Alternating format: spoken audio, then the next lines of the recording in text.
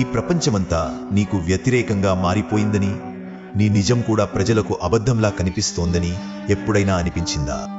పోరాడి పోరాడి అలసిపోయావని, ఇప్పుడు నీకు ఎవరూ మిగల్లేదని అనిపిస్తే ఆగిపోకు.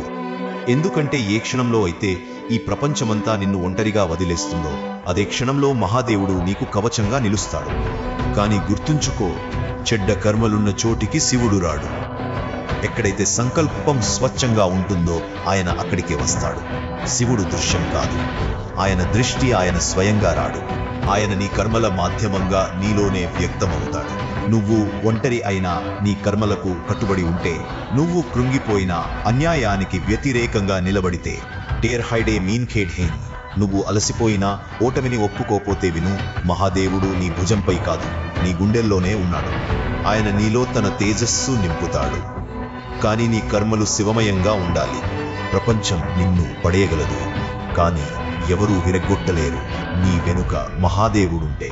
మరి మహాదేవుడు నీ వెనుక అప్పుడు నిలబడతాడు ఎప్పుడైతే నువ్వు సత్యం వైపు నిలబడతావో. నువ్వు మోసం, కపటం, అహంకారం వీటికి అతీతంగా నీ కర్మలలో నిజాయితీగా ఉన్నప్పుడు. ఎందుకంటే రుద్రుడు ఎవరి మాట వినడు, ఆయన సత్యం వైపే ఆకర్షితుడవుతాడు.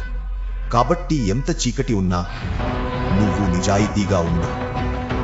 ఎందుకంటే ప్రపంచం నీకు దూరమైనప్పుడు అప్పుడు శివుడు నిన్ను ఎంత దగ్గరకు పిలుస్తాడంటే నువ్వు మరియు ఆయన ఒకటైపోతారు.